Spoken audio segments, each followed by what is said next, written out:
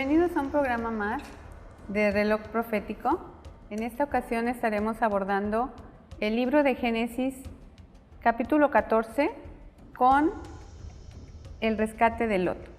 Bienvenida, hermana Connie.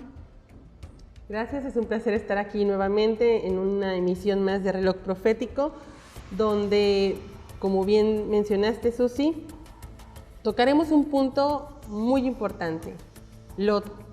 Y quizás muchos se pregunten, pues, ¿qué tiene que ver Lot si Lot ya quedó en el pasado, ahorita no está presente? ¿Cuál sería la importancia de tocar o abordar esta escritura de Génesis 14 y los hechos que vienen ahí narrados?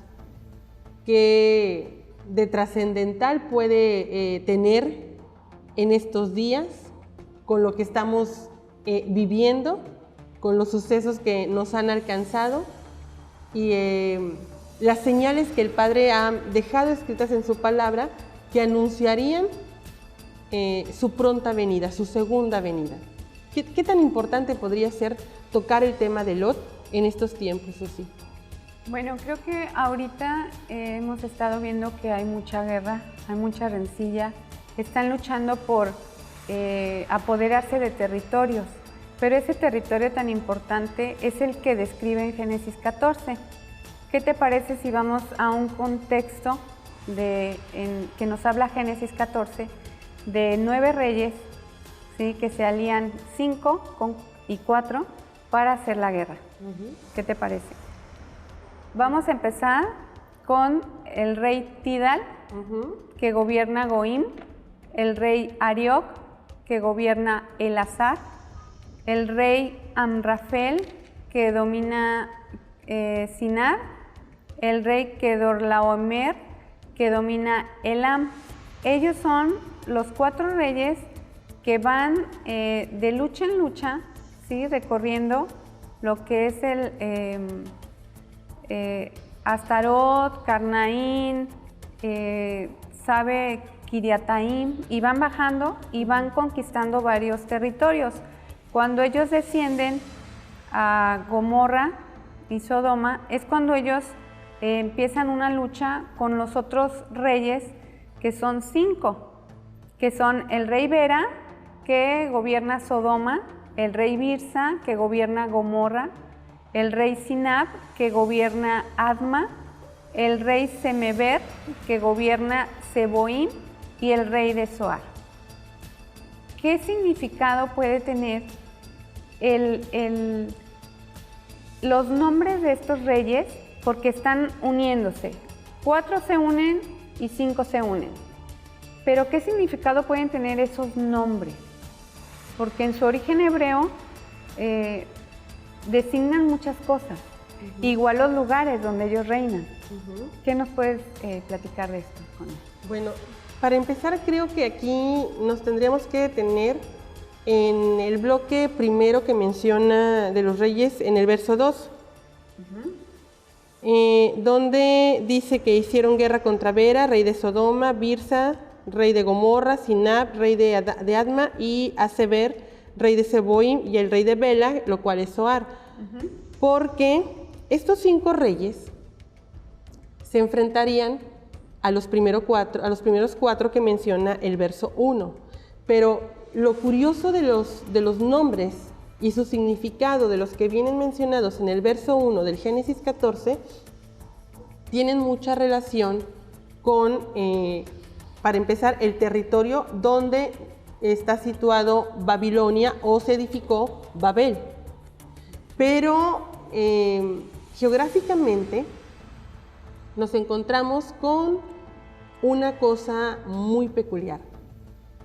Ese mismo territorio está rodeado de lo que generaciones más adelante encontraríamos como el monte Hermón, el río Jordán, también toca el Tigris, el Éufrates, también vamos a encontrar ahí lo que es Mesopotamia, también toca Padam Aram, también vemos el monte Tabor, también vemos el monte Gerizim.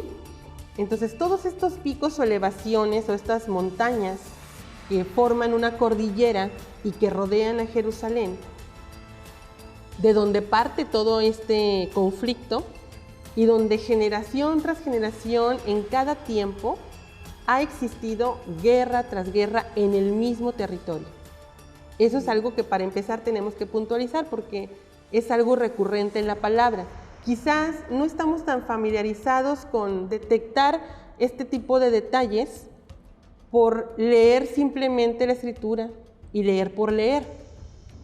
Pero cuando ya nos ponemos a estudiar y hacemos un alto para detenernos a investigar, como bien lo mencionaste, los nombres de las personas y también los nombres de las localidades, de las ciudades, tienen mucha importancia, porque pareciera que no, son nombres si lo vemos desde ese punto, pero en el contexto hebreo, cada nombre, cada lugar tiene importancia porque nos abre el panorama para poder comprender a profundidad lo que ahí se está gestando, lo que ahí se está desarrollando. Entonces, estos reyes del verso 1 nos sitúa en el primero, en Amrafel, rey de Sinar, donde Sinar es el territorio donde se conoce que se edificó Babel. De ahí parte todo, porque con Nimrod empezó a desarrollarse el mensaje inadecuado o la mentira o el gran engaño a partir de ese momento. Entonces, ese territorio de Sinar, que viene siendo Babel o Babilonia, en el tiempo de Abraham, vemos la escritura que nos puntualiza inmediatamente en el primer verso el lugar, el territorio. Están en Sinar, todo parte de ahí. Pero también vemos que menciona, entre los reyes 4 que menciona en el primer verso, encontramos a Kedorlaomer. Ahora, Kedorlaomer, ¿quién es o por qué cobra importancia? Porque Kedorlaomer viene siendo descendiente de Elam, y Elam viene siendo descendiente de Sem, Sem, hijo de Noé.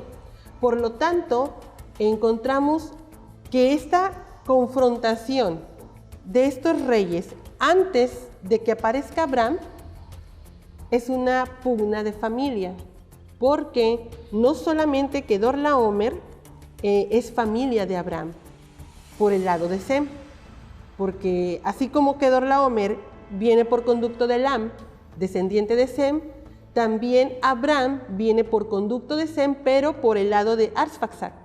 Entonces estamos viendo ahí que es la misma línea de sangre, dividida por otros hijos, pero es una pugna de familia, donde Abraham juega un papel muy importante. ¿Por qué? Por el nombre que tiene, ¿sí? Abraham viene representando al Todopoderoso, al Creador, a Yahweh mismo, que viene a poner fin a la guerra que se suscita en ese lugar. Y que tiempo después, generaciones que saldrían y que llegarían de la misma manera a ese mismo territorio, también serían parte de los conflictos que ahí se desarrollarían por un territorio.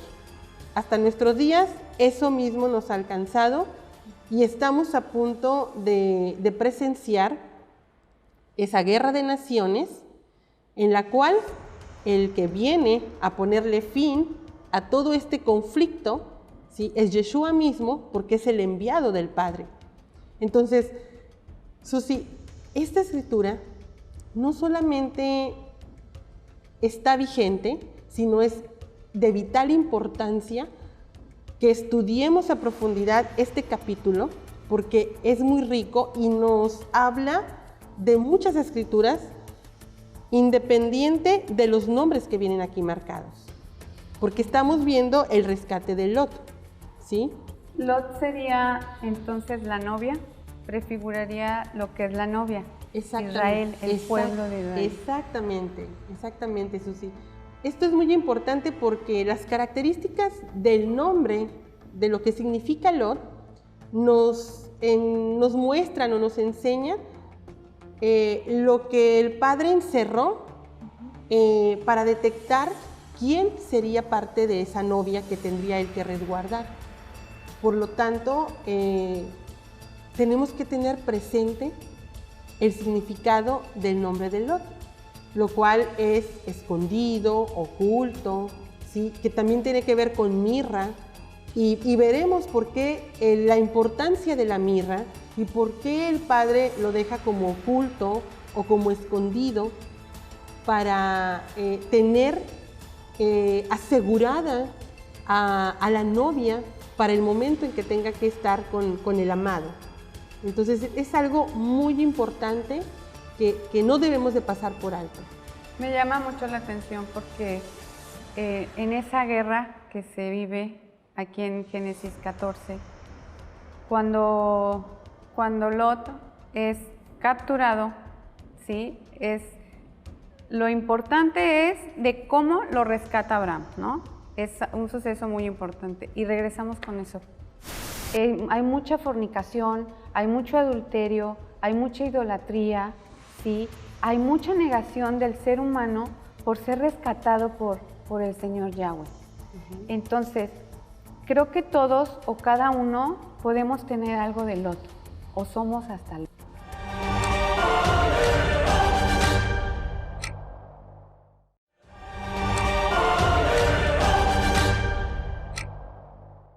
Regresamos aquí a Reloj Profético y retomando lo que estaba comentando Susi sobre lo del rescate de Lot, me salta una pregunta, Susi. ¿Será importante realmente lo que nos muestra la Escritura del recorrido que hace Abraham, los reyes, las confrontaciones que ahí hay, para llegar a sacar a una sola persona, a rescatar a un solo miembro? ¿Qué tan importante puede ser Lot para estar en la Escritura y que se haya desencadenado un conflicto donde hubo mucha muerte, ¿sí? Donde varios reyes estuvieron ahí inmiscuidos y solamente a Abraham le interesaba sacar a Lot de ese lugar?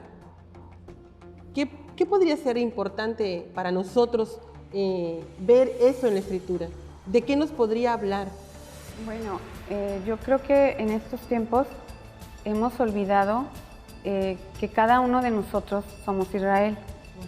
Entonces, Lot prefigura lo que es la novia. Cada uno de nosotros somos la novia, que estamos esperando a nuestro novio, que es Yeshua, en su segunda venida.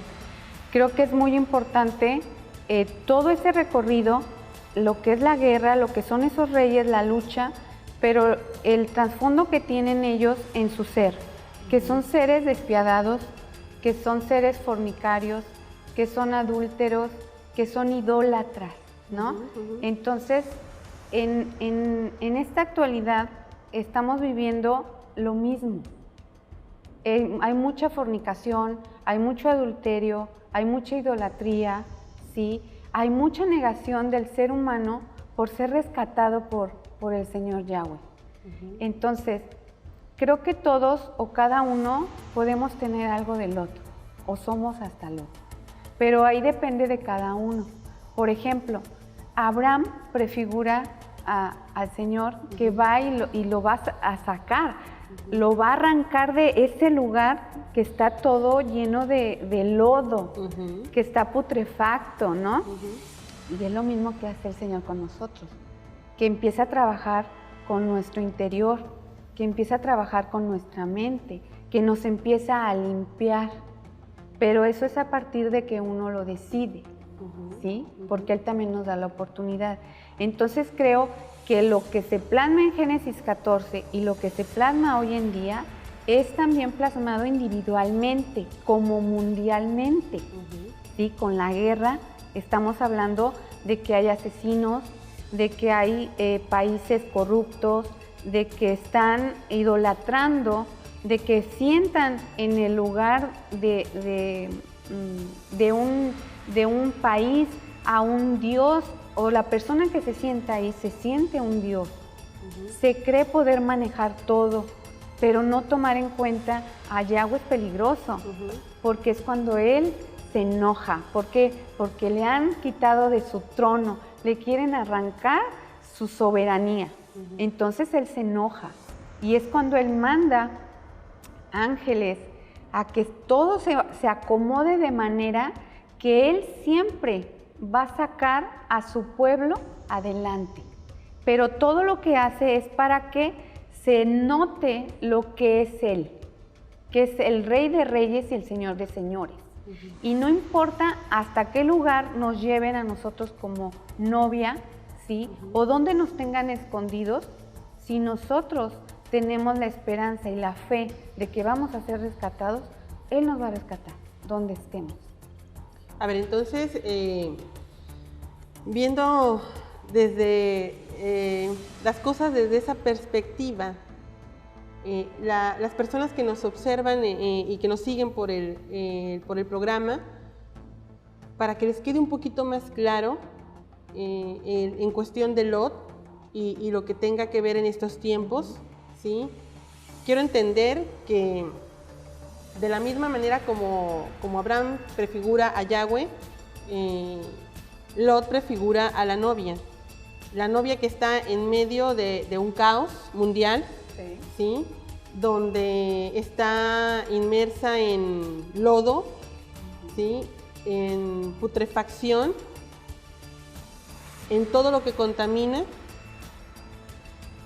y las características de aquellos que puedan verse reflejados en Lot tienen que asemejarse a las características de lo que su nombre significa.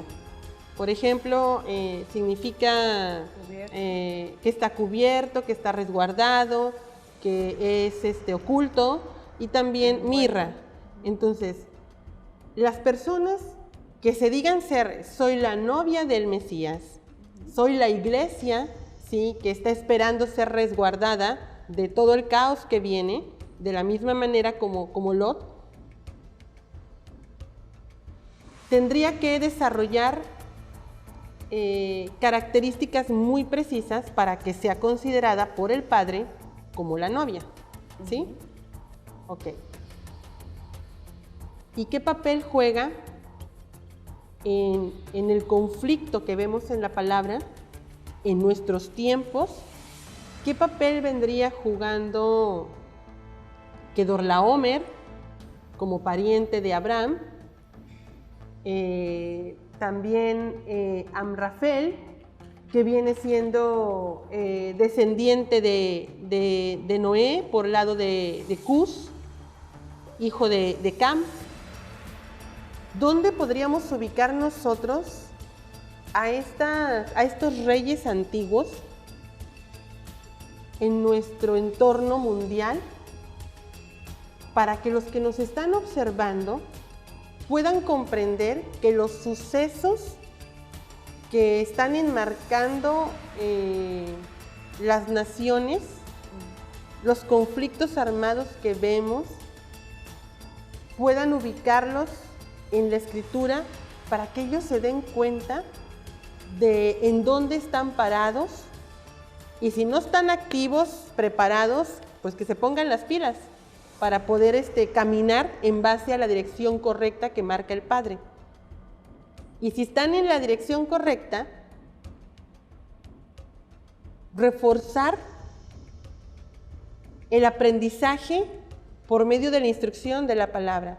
Porque aquí o tenemos dos caminos, o te descuidas por confiarte de que no pasa nada y todo está bien,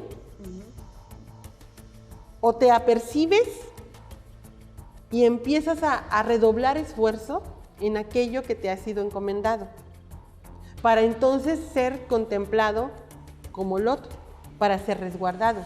Porque aquí hay algo muy importante, o sea, de que Lot iba a ser resguardado, iba a ser resguardado.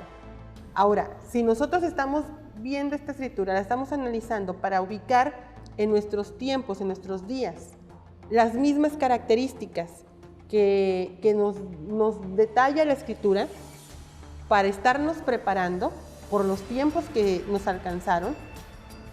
Digo, a mí me tiene que quedar claro en qué me tengo yo que enfocar. para en eso redoblar esfuerzos y aplicarme. Porque dice la Escritura, muchos son los llamados, pero pocos son los escogidos. Entonces, la mayoría quizás, por confiarse, se puede quedar en el llamado y pensar que es escogido. Pero aquí el Padre nos quiere llevar a reflexionar, es lo que estoy entendiendo, nos quiere llevar a ese análisis profundo de realmente estoy en el llamado o pasé de ser llamado a ser escogido, porque hay una diferencia enorme. En el llamado tú puedes decidir, lo mencionaste, si obedezco o no obedezco. Recibí el llamado, pero igual y no me interesa y me quedo con la vida que tengo, ¿sí? Pero si me interesa ese llamado, la consecuencia sería la obediencia. Sí. Se manifestaría en mí el ser escogido de parte del Padre, porque entonces estaría caminando con Él y podría comprender lo que me muestra en su palabra, para entonces estar preparado para todos los sucesos que nos están alcanzando, ¿sí? Me llama mucho la atención que Dorlaomer, porque es pariente de Abraham, Susi. Y hoy, en los conflictos armados que tenemos, vemos constantemente en los titulares de las revistas, de los periódicos, los mismos nombres: Siria, Damasco, Rusia. Constantemente están metidos. Irán, Irak. ¿Por qué? ¿Por qué crees que sigan esos nombres en nuestros días vigentes? ¿Y qué relación tendrían con estos reyes que nos muestra el Padre en Génesis 14? Creo que esa relación es de suma importancia porque estamos hablando de características propias de cada rey o de cada gobernante de cada ciudad. ¿Y te parece si lo platicamos regresando de este corte? Claro que sí. Que no hay nada nuevo debajo del sol. Entonces, si estamos viendo este episodio o esta narrativa en Génesis 14, de la raíz de sin viene su significado lodo o arcilla. Entonces, estamos viendo que a través de las generaciones, desde Nimrod, y digo, desde antes con la manifestación del ángel caído que vino a la tierra y transmitió este mensaje erróneo, este gran engaño, ha esparcido lodo a toda la humanidad.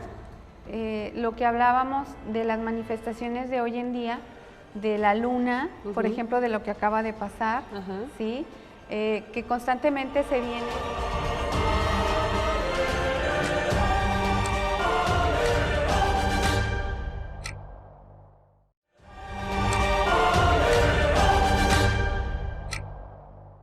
Regresamos y nos quedamos en las características de estos reyes que tienen en común para manipular o querer manejar las situaciones que están ahorita, ¿no? Y identificar también sería esas mismas características de estos reyes en las potencias o en los gobernantes de hoy en día, para ubicar si estos todavía están vigentes, no como personas propias ahí, sino por la esencia de lo que nos arroja el significado de sus nombres.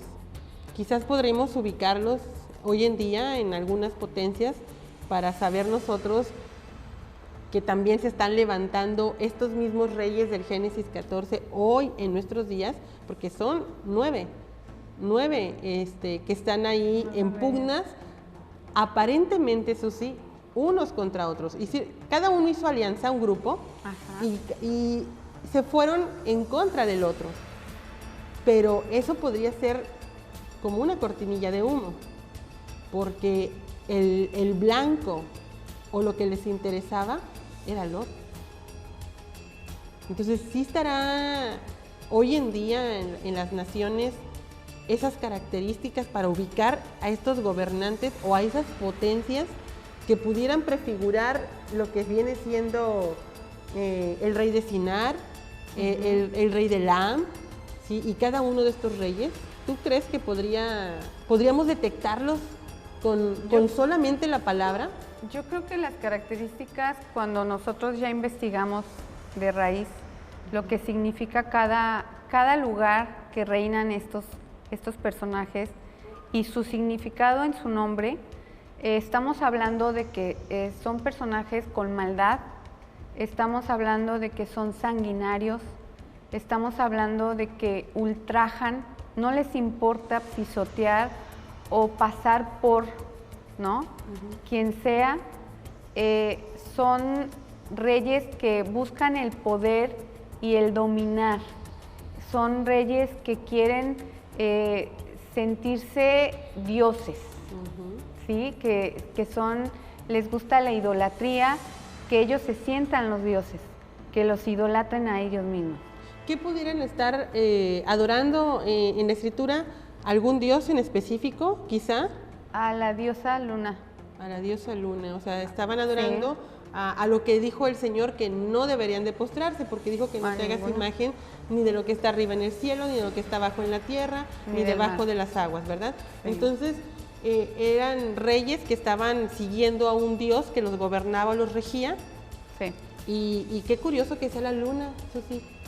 O sea, me llama mucho la atención que sea la luna, porque en Génesis, en el capítulo 1, en el verso 14, si no mal recuerdo, el Padre nos muestra ahí que cuando Él creó las lumbreras, la lumbrera mayor, en este caso el sol, y luego la menor, la luna, las hizo con un propósito, no solamente para alumbrar una de día y otra de noche, sino que su propósito era el regir los tiempos o indicarnos los tiempos a nosotros, ¿sí? Nos indican los días, los meses y los años.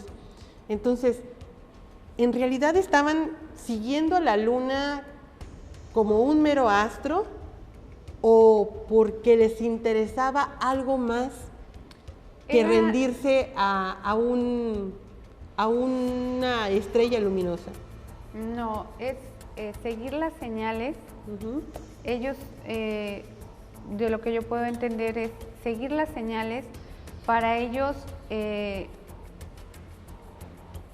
seguir su camino para poder lograr la destrucción. Era como una guía para ellos, ¿sí? Es como lo que hablábamos de las manifestaciones de hoy en día, de la luna, por ejemplo, de lo que acaba de pasar, ¿sí?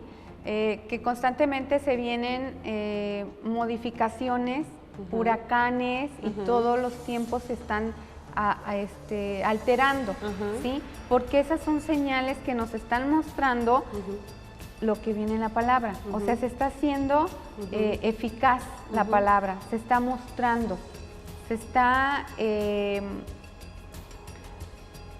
está revelando, ¿sí? Entonces, estas personas utilizan la información a su conveniencia, pero rindiéndole culto a un dios pagano. ¿Sí? A ver, entonces, para que nos quede todavía un poquito más claro de cómo lo estás informando, podría yo entender que les interesaba desde antaño, les interesaba tener en sus manos el control del tiempo. Así es. Porque de otra manera no tendría caso que se pusieran a adorar o al sol o a la luna, si no les interesara algo más, o a menos de que ellos supieran el poder, digámoslo de alguna manera, que pudiera estar oculto detrás de, ¿sí? Que claro, tienen cierta autoridad para hacer tal o cual tarea, como lo designó Yahweh, pero el principal elemento o tarea asignada para estos astros es el indicarnos a nosotros los tiempos de Él, los tiempos de Yahweh.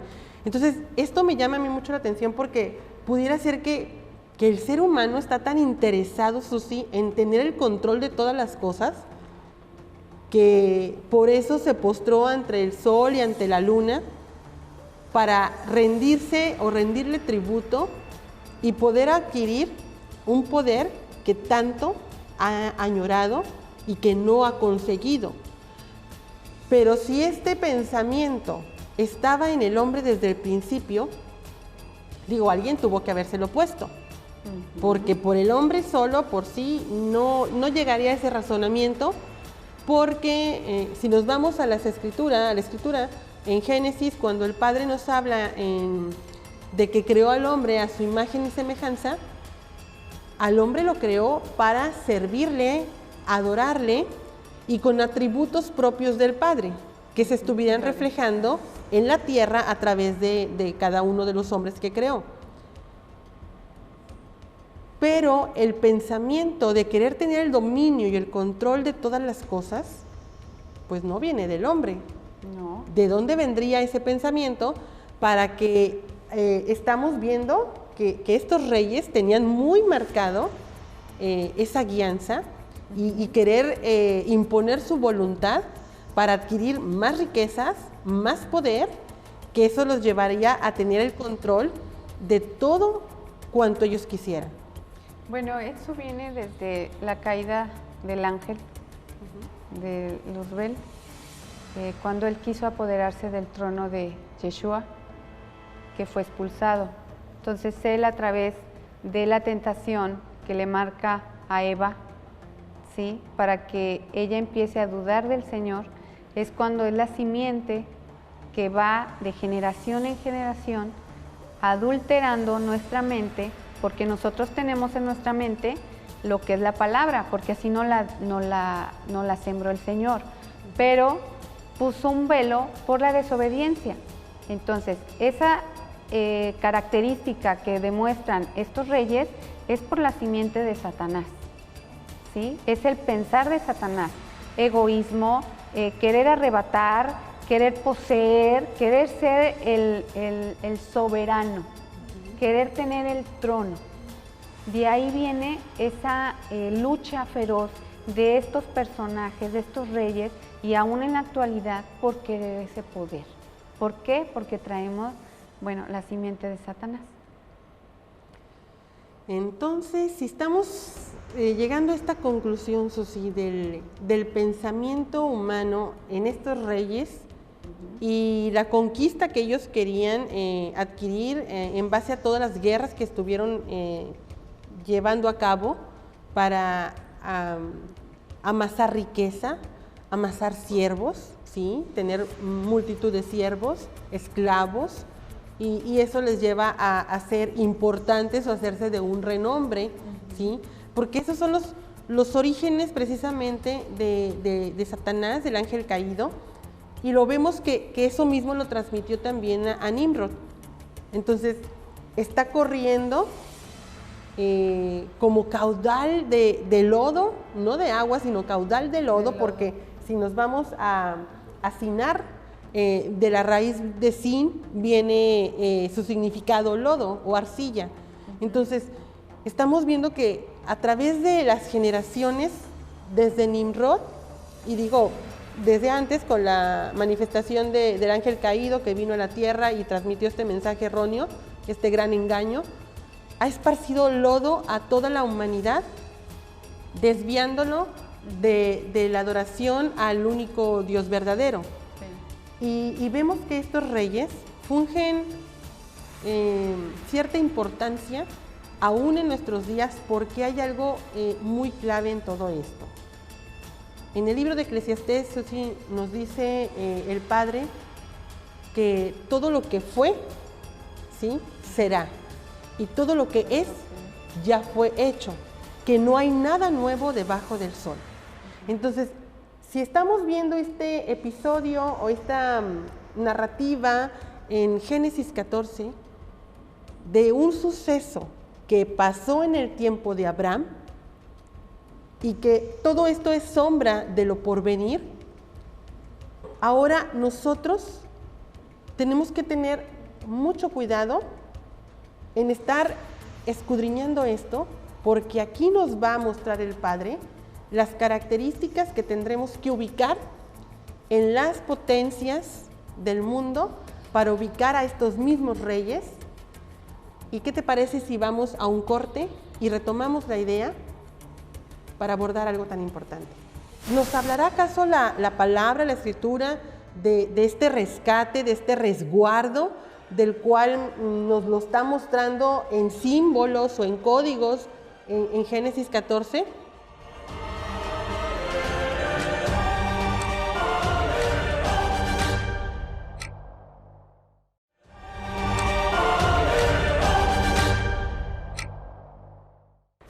De la raíz de sin viene su significado lodo o arcilla.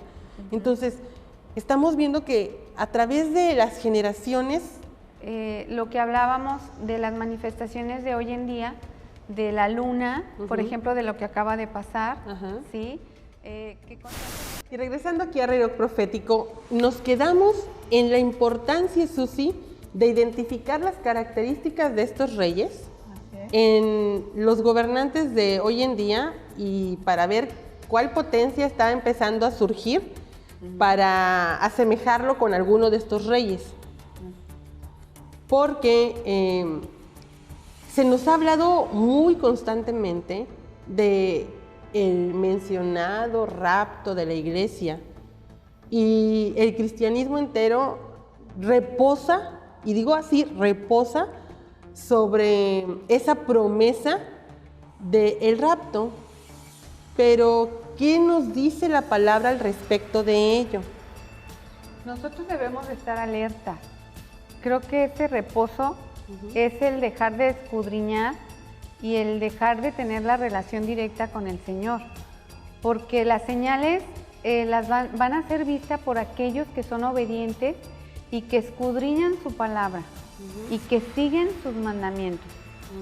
¿Sí? Se les van a manifestar las señales. A las iglesias se les manifiesta a través de los discípulos, ¿sí? Pero no se puede manifestar o verlo a simple vista. Tienes que trabajar, tienes que escudriñar, tienes que llegar al origen, donde el Señor te va a ir llevando poco a poco, cada vez que tú vas leyendo y te vas preparando en la palabra y haciendo eco con tu vida. Lo tienes que plasmar. Todo lo que nos va dando el Señor a través de la palabra, lo tenemos que hacer en vivo, en nuestra vida cotidiana. Lo tenemos que transmitir a mi prójimo, a nuestras familias. Si no, sería una palabra hueca, que no llegaría a los confines, ¿no? Entonces, si nosotros no escudriñamos, si nosotros no vivimos en obediencia, si nosotros no aplicamos lo que nos está dando el Señor, ¿sí? Y aprovechamos todas las bendiciones que Él nos regala día a día, nosotros no vamos a poder ver las señales. Y por más que nosotros nos digan o digamos las características de esos reyes o las características de esos tiempos, van a estar sordos y ciegos y no van a poder ver ninguna señal. Ok, entonces, recapitulando, la ceguera y la sordera en aquellas personas que no comprenden la palabra es porque no obedecen la palabra. La desobediencia les acarrea ceguera y sordera. ¿Sí? Ok. Si nosotros ahora estamos cumpliendo con una orden que nos es dada de parte del Padre, de transmitir un mensaje para que todo aquel que se exponga el mensaje lo reciba y empiece a trabajar la palabra en el interior de las personas. Sí. Hay algo muy importante porque el rescate de Lot, que prefigura la iglesia, como tal, sí existe el rescate, ¿sí? Mas no un rapto, sino un rescate para ser resguardado, como un tesoro que necesita recuperarse, ¿sí? Que el ladrón se lo llevó y necesita ser recuperado para después ser resguardado. Entonces, ¿nos hablará acaso la palabra, la escritura, de este rescate, de este resguardo, del cual nos lo está mostrando en símbolos o en códigos en Génesis 14, quizás hay una escritura que nos pueda abrir el abanico de opciones para poder entender un poco mejor o más amplio lo que aquí por símbolos nos muestra el Padre. Que quizá hay alguna escritura. Isaías 26.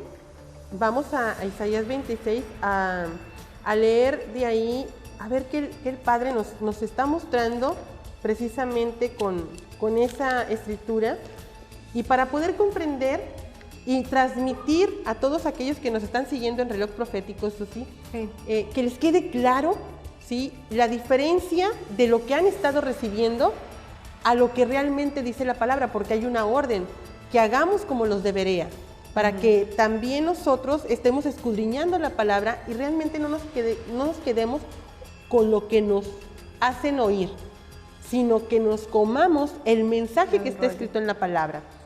Y leo los primeros versos del 1 al 5, si te parece. Sí.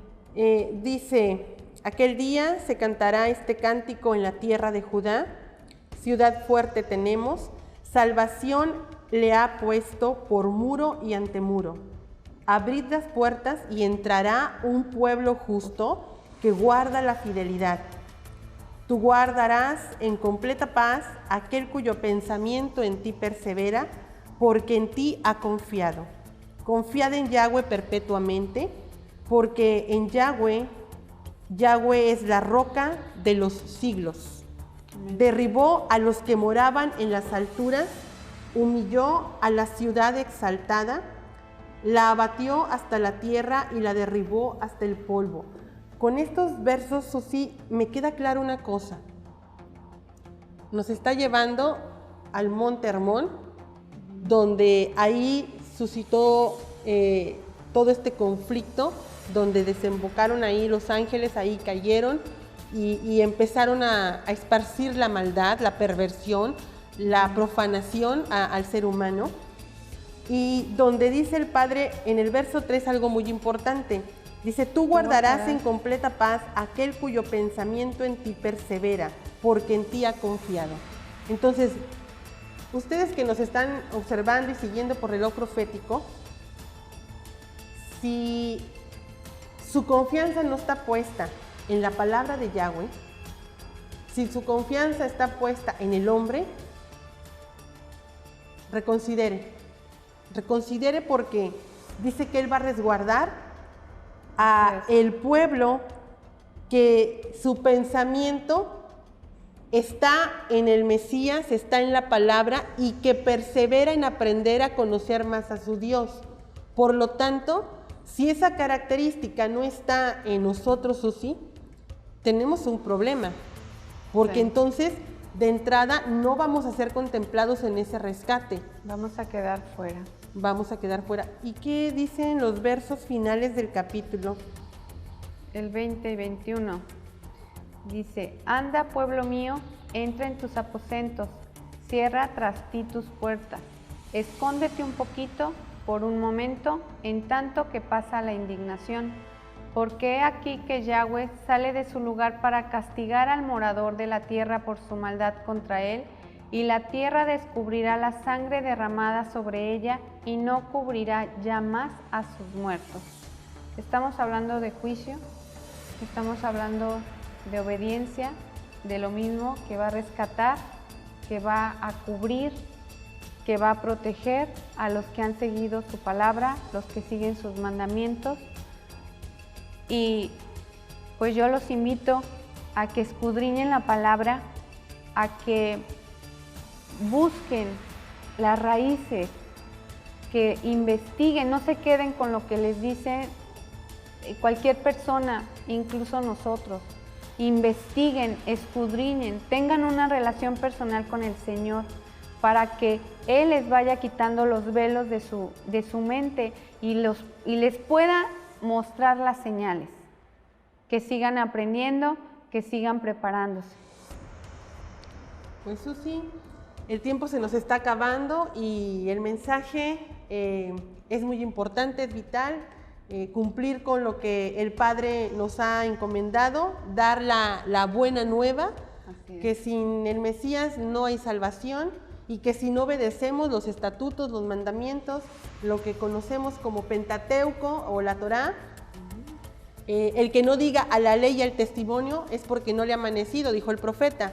Y en Apocalipsis encontramos también que el dragón se irá con gran furia contra los descendientes de la mujer. ¿Cuáles son estos? Dice la Escritura que los que guardan los mandamientos de Dios y retienen el testimonio del Mesías. Por lo tanto, usted, hermano, que nos escucha y que nos ve por este programa de reloj profético, necesita poner mucha atención a la palabra, a la orden que Yahweh nos da en su Escritura de escudriñar.